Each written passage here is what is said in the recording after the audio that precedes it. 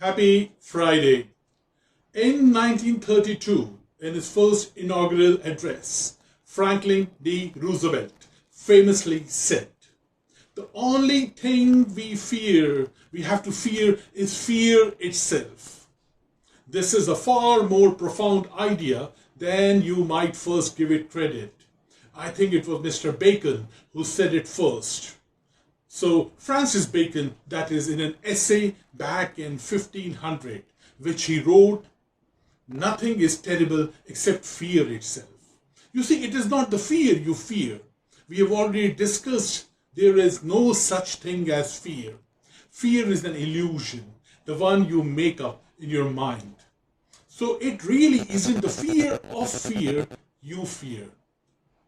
FDR goes on to say in that inaugural address, "Nameless, unreasoning, unjustified terror is paralyzing the needed efforts to convert retreat into advance."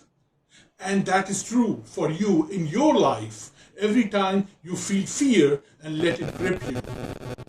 The nameless, unreasoning, unjustified terror is paralyzing you, and the efforts you need to make the advance and are being spent instead on your retreat, meaning hunkering to your fear. So here is the great conundrum of it all. It is not the actual act that gives you fear. The act of making a phone call, the act of standing in front of a group of people and making a speech, the act of itself is not the cause of the fear. It is the fear of the fear. Meaning, the anticipation of the act, that is the thing you fear. You know the famous experiment done by University of Massachusetts, Professor Seymour Epstein in his 1960s fear study. He experimented with something most find terrifying. He took novices, put them in a plane and pushed them out. So before doing so, he fitted them with a heart rate monitor which measured their pulses as the plane climbed towards its release point. What he found, he expected while still safe inside the plane, a jumper's heart rate got faster and faster as the plane ascended. The higher the plane went, the higher the anxiety. That part was expected. But what he didn't expect, however, is that once they were thrown out the door of the plane and started hurtling towards the earth with only a few thin cords of glorified bed sheets to keep them from impending doom, their heart rates declined dramatically. And they admitted to quite enjoying themselves, in fact. The most stressful part of the entire experience, in other words, was the illusion of how frightening the event would be, and the anticipation of fear.